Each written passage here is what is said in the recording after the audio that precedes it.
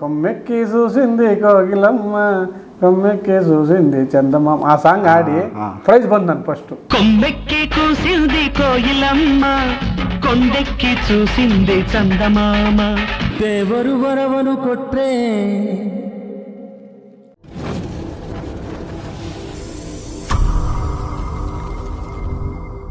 ನಮಸ್ಕಾರ ವೀಕ್ಷಕರೇ. So friends Vasu ಅವ್ರ ಜೊತೆಯಲ್ಲಿ ಅವರು ಹಳ್ಳಿ ಜೀವನದ ಬಗ್ಗೆ ಮಾತಾಡ್ತಾ ಇದ್ದೆ. ಇನ್ನೊಂದಷ್ಟು ತುಂಬ ಇಂಪಾರ್ಟೆಂಟ್ ವಿಚಾರಗಳು ಅವ್ರು ಹೇಳೋರು ಇದ್ದರು. ನಾವು ನೆಕ್ಸ್ಟ್ ಮಾತಾಡೋಣ ಅಂತೇಳಿ ಲಾಸ್ಟ್ ಎಪಿಸೋಡಲ್ಲಿ ನಿಲ್ಲಿಸಿದ್ದೆ. ಸರ್, ಈಗ ನಿಮ್ಮ ಹಳ್ಳಿ ಜೀವನ ಮತ್ತು ಅಲ್ಲಿ ಇನ್ನೂ ಸುಮಾರು ನೀವು ಹೇಳ್ತಾ ಇದ್ದೀರ, ಅದರಲ್ಲಿ ಮೇನ್ ಮಾತ್ರ ಹೇಳಿದ್ದೀರಾ.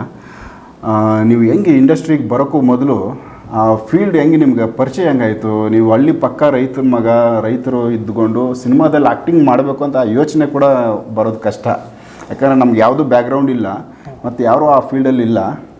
ಹಳ್ಳಿಯಲ್ಲಿರೋರು ಮತ್ತು ಎಜುಕೇಷನ್ ಕಮ್ಮಿ ಇದೆ.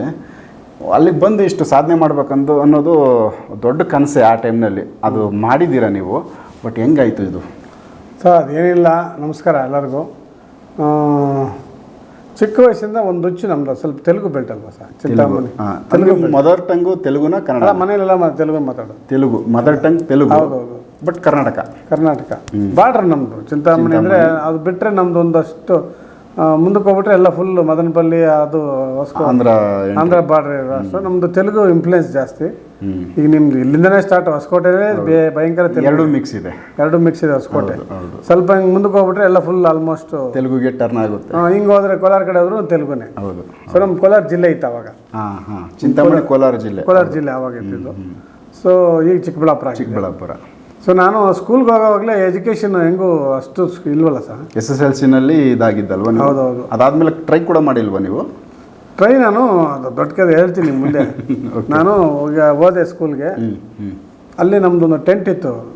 ಇರ್ಗಂಪಲ್ಲಿ ಅಂತ ಒಂದು ಊರಿದೆ, ರಾಮೇಶ್ವರ ಪ್ರೌಢಶಾಲೆ ನಮ್ಮದು ಸ್ಕೂಲ್ ಹೆಸರು. ಸ್ಕೂಲು ಅಲ್ಲಿ ಟೆಂಟ್ ಇತ್ತೊಂದು. ಆ ಟೆಂಟು ನಮ್ಮನ್ನು ಈ ಸಿನಿಮಾ ಇಂಡಸ್ಟ್ರಿಗೆ ಬರೋಕ್ಕೆ ಕಾರಣ ನಂದು ಆ ಟೆಂಟು. ಅಲ್ಲಿ ನೀವು ಅಂದ್ರೆ ಒಂದು ಸಿನಿಮಾನ ಇಷ್ಟಪಟ್ಟು ಆಕರ್ಷಿತನಾಗ್ಬಿಟ್ಟೆ. ಆ ಪೋಸ್ಟರ್ ನೋಡೋದು ಆಯ್ತು ನಿಮ್ಗೆ. ಆ ಪೋಸ್ಟರ್ ನೋಡೋದು. ನಾನು ಎಷ್ಟೋ ದಿವಸ ಕಾಸು ಇಲ್ದಿರ, ನಿಮ್ ನಂಬ್ತೀರಾ ಇಲ್ವೋ, ಅಲ್ಲಿ ಟೆಂಟ್ ಇತ್ತಲ್ಲ, ಆ ಟೆಂಟಿಂದ ಹೋಗಿ ಸೌಂಡ್ ಕೊಡ್ತಾರಲ್ಲ, ಬರೀ ಸ್ಟೋರಿ ಕೇಳ್ಕೊಂಡು ಕುತ್ಕೊಳ್ಳೋದು ವಾಯ್ಸಲ್ಲಿ. ಇಮ್ಯಾಜಿನೇಷನ್ ನಿಮ್ದೆ. ನಾನೇ ಇಮೇಜ್ ಮಾಡ್ಕೊಂಡು ಒಳಗಡೆ ಹೋಗಿ ಕಾಸಿಲ್ಲ. 2 ರೂಪಾಯಿ 2 ರೂಪಾಯಿ ನೆಲದಲ್ಲಿ ಕೂತ್ಕೊಳ್ಳೋಕ್ಕೆ ಮರಳು ಹಾಕ್ಬಿಡೋ. ಕುರ್ಚಿ 3 ರೂಪಾಯಿ 4 ರೂಪಾಯಿ ಇತ್ತು. ರೇಟ್ ಜಾಸ್ತಿ. ಕುರ್ಚಿ ರೇಟ್ ಜಾಸ್ತಿ. ಸೊ ಕಾಸಿಲ್ಲ. ಇಲ್ಲಿ ಸ್ಕೂಲ್ಗೆ ಹೋಗ್ದಿರಾ, ಇಲ್ಲಿ ಡುಮ್ಕಿ ಹೊಡೆದ್ಬಿಟ್ಟು ಆ ಹಿಂದೆಗಡೆ ಹೋಗಿ ಆ ಸ್ಪೀಕರ್ ಎಲ್ಲ ಮಾಡ್ತಾರಲ್ಲ, ಹಿಂದೆಗಡೆ ಇದು ಸ್ಕ್ರೀನ್ ಹಿಂದೆ, ಆ ಸ್ಪೀಕರ್ ಹತ್ರ ಕೂತ್ಕೊಳ್ಳೋದು, ಫುಲ್ಲು ಸ್ಟೋರಿ ಕೇಳ್ಕೊಳ್ಳೋದು. ನಾನು ಬಂದು ಊರಲ್ಲಿ ಎಲ್ಲರಿಗೂ ಹೇಳೋದು, ಏನು ಸ್ಟೋರಿ ಅಂತ ಕೇಳಿದ್ರೆ ಹುಡುಗರಿಗೆ, ಪಿಕ್ಚರ್ ನೋಡಿದೆ ನಾನು ಫುಲ್ಲು ಸ್ಟೋರಿ ಹೇಳೋದು ಅವ್ರಿಗೆ. ಅರ್ಥ ಆಯ್ತಾ? ಈ ಥರ ಕಾಸು ಇಲ್ದಿರ ಅಲ್ಲಿ ಕೂತು ಹಿಂದೆ ಟೆಂಟ್ ಹಿಂದೆಗಡೆ ಸ್ಟೋರಿ ಕೇಳ್ಕೊಂಡು, ಆ ಸಾಂಗ್ಸ್ ಕೇಳ್ಕೊಂಡು, ಈ ಥರ ನಾನು ನಮ್ದು ಜೀವನ. ಅಲ್ಲಿಂದ ನೀವು ಯಾರ ಸಿನಿಮಾಗಳನ್ನ ನೋಡಿದ್ದಲ್ಲಿ? ನಾನು ಅಲ್ಲ, ನಮ್ಮ ಚಿರಂಜೀವಿ ಅಭಿಮಾನಿ ಆಗ. ಅಂದ್ರೆ ಆ ಟೈಮ್ನಲ್ಲಿ ಅವರೇ ಇದ್ದಿದ್ದು ಟ್ರೆಂಡ್. ಈಗ ಬಲಯ್ಯ. ಓಕೆ, ಅವರು ಇಬ್ರು ನಿಮಗೆ ಒಂದು ಅಂದ್ರೆ ನೀವು ನಾನು ಫಸ್ಟ್ ಫೀಲ್ಡ್ ಬರೋಕ್ಕೆ ಕಾರಣ ಫಸ್ಟ್ ಚಿರಂಜೀವಿ ಅವರು. ನನಗೆ ಅವ್ರ ಸಿನಿಮಾಗಳು ಕೈದಿಯಿಂದ ಅದಕ್ಕಿಂತ ಹಿಂದೆಯಿಂದನೂ ನಾನು ಸಿನಿಮಾಗಳು ಸಿಕ್ಕಾಪಟ್ಟೆ ನೋಡ್ತಿದ್ದೆ. ಆಮೇಲೆ ಅವ್ರದ್ದು ರೀಲ್ ಸಿಕ್ಕಿರೋ ಒಂದು ಹೋಗಿ ರೀಲ್ ಕೇಳೋದು, ಅವ್ರು ಕಟ್ ಮಾಡೋರು ಸಣ್ಣ ರೀಲ್ ಕೇಳೋದು, ರೀಲ್ ಇಸ್ಕೊಳ್ಳೋದು. ಆಮೇಲೆ ಬುಕ್ಕಲ್ಲೆಲ್ಲ ಅವ್ರದ್ದು ಫೋಟೋ ಸಿಗೋ ಸಂತೆಯಲ್ಲಿ, ಭಾನುವಾರ ಸಂತೆ ಆದ್ರೆ ಫೋಟೋಸ್ ಕೊಡೋರು. 10 ಪೈಸೆ ಕೊಟ್ರೆ ಫೋಟೋಸ್ ಬರ್ತಾ ಇದ್ವು. 10 ಪೈಸೆ ಕೊಟ್ರೆ ಫೋಟೋ ಕೊಡೋದು. ನಾವು ಓದೋ ಬುಕ್ಕಲ್ಲೆಲ್ಲ ಅದು ಅನ್ಸ್ಕೊಂಡ್ಬಿಡೋದು. ಸುಮಾರು ಜನ ಸರ್ ನೆನಪು ತುಂಬಾ ಜನಕ್ಕೆ ಐತೆ. ಆಗ ಸಿನಿಮಾ ಹೀರೋಗಳಾಗ್ಬೋದು, ಹೀರೋಯಿನ್ಗಳಾಗ್ಬೋದು, ದೊಡ್ಡದು ಪೋಸ್ಟರ್ ತರ ಮಾಡಿ ತುಂಬಾ ಜನ ಎತ್ಕೊಂಡ್ಬಂದು ಮನೆಗಳು ಗೋಡೆಗಳಿಗೆ ಹಚ್ಕೊಳ್ಳೋರು ಅವಾಗ. ಅದು ಅವಾಗಿಂದ ಟ್ರೆಂಡ್. ಅವಾಗ ಚಿರಂಜೀವಿ ಪಿಕ್ಚರ್ ರಿಲೀಸ್ ಆದ್ರೆ, ಬಾಲಕೃಷ್ಣ ಪಿಕ್ಚರ್ ರಿಲೀಸ್ ಆದ್ರೆ ಕುರಿ ಹೊಡೆಯೋದು ಅದೆಲ್ಲ ಅವಾಗಿಂದ ಸ್ಟಾರ್ಟ್ ಆಯ್ತು. ಕುರಿಗೆ ಹೋಗ್ಬಿಡ್ತಾ ಇದ್ರು. ಕುರಿ ಹೊಡೆಯೋದು. ಇದು ಕಟೌಟ್ಗೆ ಕುರಿ ಹೊಡೆಯೋದು. ಓಕೆ, ಅಂದ್ರೆ ದೊಡ್ಡ ಅಭಿಮಾನಿಗಳು, ಭಯಂಕರ ಅಭಿಮಾನಿಗಳು. ಮಾಮೂಲಿ ಅಭಿಮಾನಿಗಳು ಯಾರ ಹಾಕ್ಬೋದು, ನೀವು ಕುರಿ ಹೊಡಿತಾ ಇದ್ರೆ ಅಂದ್ರೆ ದೊಡ್ಡ ಅಭಿಮಾನಿಗಳು ಇಲ್ಲಿ. ಈಗ ನಂದೇನಂದ್ರೆ ಹಂಗೆ ಚಿರಂಜೀವಿ ಅವ್ರನ್ನ ಅಲ್ಲಿ ಸ್ಟಾರ್ಟ್ ಮಾಡಿ ಆ ಟೆಂಟಲ್ಲಿ ಕೂತ್ಕೊಂಡು ಅವ್ರ ಸಾಂಗ್ಸ್ ಕೇಳಿ ನಾನೊಂದು ಸಾಂಗ್ ಆಡಿದ್ದೆ ಅವ್ರದ್ದೊಂದು. ಹೌದಾ? ತೆಲುಗಲ್ಲಿ ಅವಾಗ ಸ್ಕೂಲಲ್ಲಿ ಚಿಕ್ಕದಾಗ ಅದು ನೆನಪಿದ್ರೆ ಹೇಳಿ ಸರ್. ಅದು ತೆಲುಗು ಸಾಂಗು, ಕೊಮ್ಮೆಕ್ಕಿ ಸೂಸಿಂದಿ ಕೋಗಿಲಮ್ಮ ಕೊಮ್ಮೆಕ್ಕಿ ಸೂಸಿಂದಿ ಚಂದಮಾಮ, ಆ ಸಾಂಗ್ ಆಡಿ ಪ್ರೈಸ್ ಬಂದು ನಾನು ಫಸ್ಟು. కొమ్మెక్కి కూసింది కోయిలమ్మ కొండెక్కి చూసింది చందమామ. ಅಂದ್ರೆ ಅಷ್ಟು ಚೆನ್ನಾಗಿ ಆಡಿದ್ದೀರಾ. ಸ್ಕೂಲಲ್ಲಿ ಆಡಿದೆ. ಏನಾದ್ರು ಬರೀ ಡೈಲಿ ಹೋಗೋದು ಅಲ್ಲಿ ಟೆಂಟ್ ಹತ್ರ ಕೇಳ್ಕೊಂತ ಇದ್ರಿ, ಏನು ಕೆಲಸ ಓದು ಅಂದರೆ ಓದು. ಬಾಯ್ಪಾಠ ಆಗೋಯ್ತು. ನನ್ನ ಚಿಕ್ಕ ವಯಸ್ಸಿಂದನೂ ನನಗೆ ಗೇಮ್ಸ್ ಮೇಲೆ ನನ್ನ ಕಬಡ್ಡಿಯಲ್ಲಿ first, high jump, long jump, cycle running race, fast, slow cycle running race ಇದೆ, ಸ್ಲೋಲ್ಲೂ ನಾನೇ, ಎಲ್ಲದ್ರಲ್ಲೂ ನಾನೇ. ಓದೋದು ಬಿಟ್ಟು ಇನ್ನೆಲ್ಲ ಮಾಡಿದ್ದೀನಿ. ಓದೊಂದು ಬರ್ತಾ ಇರಲಿಲ್ಲ. ಸಿನಿಮಾ ಬಿಟ್ರೆ ಓಕೆ. ಹಂಗೆ ಎಲ್ಲ ಪೋಸ್ಟರ್ ಹಂಚ್ಕೊಳ್ಳೋದು, ಯಾರು ಕಾಸು ಸಿಕ್ಕರೆ ಸಾಕು ಚಿರಂಜೀವಿ ಒಂದು ಹೊಸದೊಂದು ತಗೊಂಡ್ಬಿಡೋದು, ಅದನ್ನು ಇಟ್ಕೊಂಡು ಸೈಕಲ್ ಮೇಲೆ ಮುಂದೆ ಹಾಕ್ಕೊಂಡು ಗ್ಲಾಸ್ಗೊಂದು ಅವ್ರ ತಲೆ ಕಟ್ ಮಾಡಿ ಇಲ್ಲಿ ಹಾಕೋದು ಇಲ್ಲಿ ಹಂಗೆ ಹುಚ್ಚ ಅಭಿಮಾನಿಗಳು. ಅವಾಗ ಅವ್ರನ್ನ ನೋಡಬೇಕು ಅಂತ ಆಸೆ ಚಿರಂಜೀವಿ ಅವರು. ಮತ್ತೆ ಸಿಕ್ಕಾಬಿಟ್ಟೆ ಆಸೆ ಅಲ್ವ. SLC ಫೈಲ್ ಆಗ್ಬಿಟ್ಟೆ, ಮನೆಯಲ್ಲೆಲ್ಲ ಭಯಂಕರ ಹೊಡೆದ್ಬಿಟ್ಟು ಇನ್ನೇನು ಊರು ಬಿಟ್ಟು ನಮ್ಮ ಅತ್ತೆಯವ್ರ ಮನೆಗೆ ಸೇರ್ಕೊಂಡ್ಬಿಟ್ಟೆ. ಊರು ಬಿಟ್ಬಿಟ್ಟೆ ಹೊಡಿತಾರೆ ಮನೆಗೆ ಬಂದರೆ. SSLC ಟೈಮ್ನಲ್ಲೇ. ಹೌದೌದು. ಅಂದ್ರೆ ಫೇಲ್ಯೂರ್ ಆಗಿದ್ದಕ್ಕೆ ಊರು ಬಿಟ್ಟಿದ್ದಾನೆ. ಹೌದೌದು, ಫೇಲ್ಯೂರ್ ಆದ ತಕ್ಷಣ ಮನೆಗೆ ಹಾಕೊಂಡು ರೂಮಲ್ಲಿ ಹಾಕ್ಬಿಟ್ಟು ಬೆಂಕಿ ಹಾಕಿ ಮೆಣಸಿನಕಾಯಿ ಹಾಕಿದ್ರು. ಘಾಟಿ ಕೋತಾರ. ಹೌದು. ಪೊಲೀಸವ್ರಿಗೆ ಯಾರಿಗಾದ್ರೂ ಹಿಂಸೆ ಕೊಡ್ಬೇಕಂದ್ರೆ ಮಾಡ್ತಾರಲ್ಲ, ಇಜ್ಜಲ್ ಹಾಕಿ ಕೆಂಡ ಇರುತ್ತಲ್ಲ, ಕೆಂಡ ತಗೊಂಡು ಮೆಣಸಿನಕಾಯಿ ಹಾಕಿ ರೂಮಲ್ಲಿ ಹಾಕ್ಬಿಟ್ರು. ಸೊ ನಾನು ಅವಾಗ ಹೋಗಿ ಹಿಂದೆಗಡೆ ಕಿಟಕಿ ಇರೋದಲ್ಲ, ಆ ಕಿಟಕಿ ತೆಗೆದು ಕಿಟಕಿಯಲ್ಲಿ ಉಸಿರಾಡೋದು ಹಿಂಗೆ. ಸೊ ಹಂಗೆ ಏನೋ ವಿಚಿತ್ರ ಮಾಡಿದ್ವಿ. ಇನ್ನು ಇಲ್ಲ ಸಾಯಿಸ್ಬಿಡ್ತಾರೆ. ಫ್ಯಾಮಿಲಿ ತುಂಬಾ ಸ್ಟ್ರಿಕ್ಟ್ ಇತ್ತಲ್ಲ ಸರ್? ಹೌದು, ತುಂಬಾ ಸಾಯಿಸ್ಬಿಡ್ತಾರೆ ಇನ್ನಂತ ಹೇಳಿ. ಇವಾಗ ಏನಾದ್ರೂ ಫೇಲ್ ಆದ್ರೂ ಪರವಾಗಿಲ್ಲ, ಮಕ್ಕಳು ಹೊಡಿಬಾರ್ದು ಬಡಿಬಾರ್ದು, ಆಯ್ತು ಬಿಡೋ ಏನಂತ ಇನ್ನೊಂದ್ಸಲಿ ಬರೀ ಇಲ್ಲ ಏನಾದ್ರು ಮಾಡೋ. ಸೊ ಅವಾಗ ನಾವೇನು ಮಾಡಿದೆ, ಇಲ್ಲಿದ್ರೆ ಆಗಲ್ಲ, SLC ಫೈಲ್ ಆಗ್ಬಿಟ್ಟು ನನ್ನ ಊರಲ್ಲಿ ಮರ್ಯಾದೆ ಆಗೋಯ್ತು. ನನಗೆ ಹಿಂದಿ ಅಂದರೆ ಒಂದು ಅಕ್ಷರ ಬರಲ್ಲ ಸರ್. ಒಂದು ಅಕ್ಷರ ನನಗೆ ಹಿಂದಿ ಅಂದರೆ ಇರಿಟೇಷನ್. ಆವಾಗ ಭಯಂಕರ ಇರಿಟೇಷನ್ ನನಗೆ. ಆಗಲೇ ಬರೆಯೋದು ಬರಲ್ಲ ಹಿಂದಿಯಲ್ಲಿ, ಮತ್ತೆ ಮಾರ್ಕ್ಸ್ ಇಲ್ಲ ನಿಮಗೆ? ಈಗಲೂ ಬರಲ್ಲ ನನಗೆ ಹಿಂದಿ. ಮಾತಾಡ್ತೀನಿ ಈಗ, ಹಂಗೋ ಮಾತಾಡೋದು ಕಲ್ತ್ಬಿಟ್ಟಿದ್ದೀನಿ. ಬಾಂಬೆ ಗಿಂಬೆ ಓಡಾಡಿದ್ದೀರಲ್ಲ, ಸಿನಿಮಾ ಫೀಲ್ಡ್ ಬಂದ್ಮೇಲೆ ಕಲ್ತ್ಬಿಟ್ಟಿದ್ದೀನಿ. ಈಗೆಲ್ಲ ಭಾಷೆ ಮಾತಾಡ್ತೀನಿ, ತಮಿಳು, ತೆಲುಗು, ಕನ್ನಡ, ಹಿಂದಿ.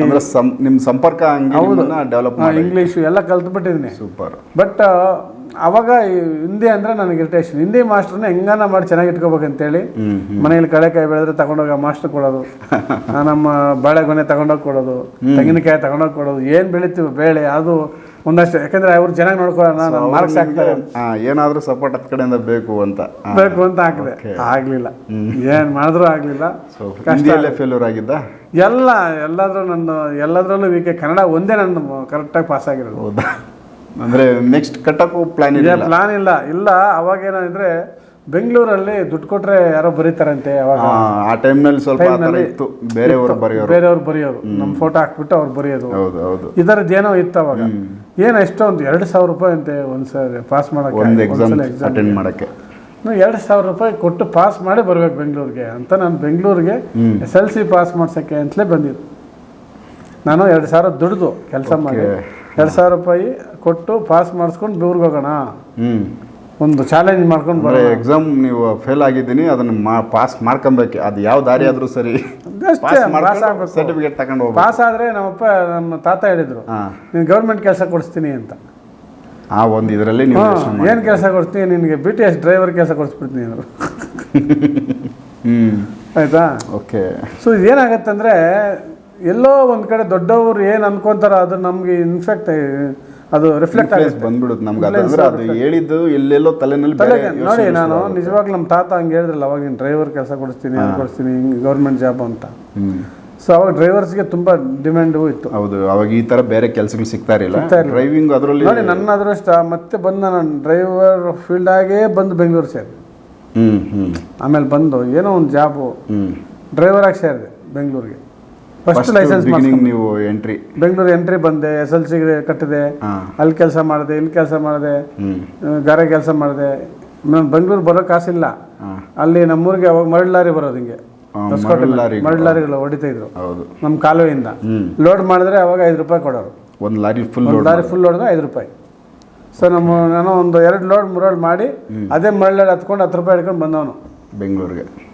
ಅಲ್ಲೇ ಲೋಡ್ ಮಾಡೋದು 2 ಲೋಡ್ ಮಾಡಿ 4 ಗಂಟೆಗೆ ಒಂದು ನೈಟ್ ಬರೋ ಲಾಡಿಗೆ 4:30-5 ಗಂಟೆಗೆ ಲೋಡ್ ಬಿಟ್ಟು ಅಲ್ಲಿಂದ ಬಂದು ಮಾರತಳ್ಳಿ ಹತ್ರ ಇಳಿದೆ. ಬೆಂಗಳೂರು ಒಳಗಡೆ ಹೋಗ್ಬಿಟ್ರೆ 10 ರೂಪಾಯಿ ಖಾಲಿ ಆಗ್ಬಿಡುತ್ತೆ, ಅಲ್ಲೆಲ್ಲ ಕಾಸ್ಟ್ಲಿ ಅಂತೇಳಿ ಅವಾಗ ಹೇಳೋರು ಕಾಫಿ 2 ರೂಪಾಯಿ ಅಂತೆ ರೇಟ್ಗಳು ಜಾಸ್ತಿ. ಕಾಫಿ 2 ರೂಪಾಯಿ, ಓಕೆ, ಊಟ 5 ರೂಪಾಯಿ ಅಂತೆ ಬೆಂಗಳೂರಲ್ಲಿ ಅಂತ. ನನ್ನ ಹತ್ರ 10 ರೂಪಾಯಿ. ಸಿಟಿ ಹೊರಗಡೆ ಹೋಗ್ಬಿಟ್ರೆ ಹೋಗ್ಬಿಟ್ರೆ ಅಂತ ಹೇಳ್ಬಿಟ್ಟು ಮಾರತಳ್ಳಿಯಲ್ಲಿ ಇಳಿದ್ಬಿಟ್ಟು ಅಲ್ಲೇ ಎಲ್ಲ ಬಿಲ್ಡಿಂಗಲ್ಲಿ ಹುಡ್ಕೊಂಡು ಬಿಲ್ಡಿಂಗಲ್ಲಿ ಕೆಲಸ ಮಾಡ್ಕೊಂಡು ಬೇರೆ ಕೆಲಸ. ಅಂದರೆ ಅಪಾರ್ಟ್ಮೆಂಟ್ಗಳು ಇವಾಗ ಯಾವ ಅಪಾರ್ಟ್ಮೆಂಟ್ಗಳು ಥರನೋ ಇಲ್ಲ ಮಾಮೂಲಿ ಮನೆಗಳು? ಇಲ್ಲ, ಅಲ್ಲಿ ಮಿಲಿಟ್ರಿ ಅವ್ರು ಕಟ್ತಾ ಇದ್ರು ಅವಾಗ. ಏರ್ಫೋರ್ಸ್ದು ಇದ್ರದ್ದು HAL ಹತ್ರ ಕಲ್ಲು ಬಿಲ್ಡಿಂಗಲ್ಲಿ ಕಟ್ತಿದ್ರು, ಅದರಲ್ಲಿ ಕೆಲಸ ಮಾಡಿದೆ ನಾನು ಅವಾಗ. ಓಕೆ, ಅವಾಗ 1986-87. ಸೊ ಏಜ್ ಇನ್ನೂ ಅವಾಗ ಸಣ್ಣ ಏಜ್. ನನ್ನ 16-18 ವರ್ಷ. ಬರೀ SSLC ಫೇಲ್ಯೂರ್ ಆಗಿ ಹಂಗೆ ಬಂದು ಆ ಏಜಲ್ಲೇ ಇಲ್ಲಿ ಕಲ್ಲೊತ್ತಿದ್ರೆ ಬೆಂಗಳೂರು ಬಂದೆ. ನಮ್ಗೆ ಕಷ್ಟಪಡೋದು ನಮ್ಗೆ ಈಜಿಯಾಗಿ ಹಿಂಗೆ ಹಾಕ್ಬಿಡ್ತಿದ್ವಿ ಲೋಡು. ಅಂದರೆ ಮೈ ಗಟ್ಟಿಯಾಗಿತ್ತು ಅಲ್ಲಿ ಕೆಲಸ ಮಾಡಿ. ಅಲ್ಲಿ ಊರಲ್ಲಿ ಕೆಲಸ ಮಾಡ್ತಿದ್ವಲ್ಲ, ನಮಗೆ ಲೆಕ್ಕನೇ ಇಲ್ಲ. 2ನೇ ಫ್ಲೋರಿಂದ ತುಂಬಿಬಿಡ್ತಿದ್ದೆ ನಾನು.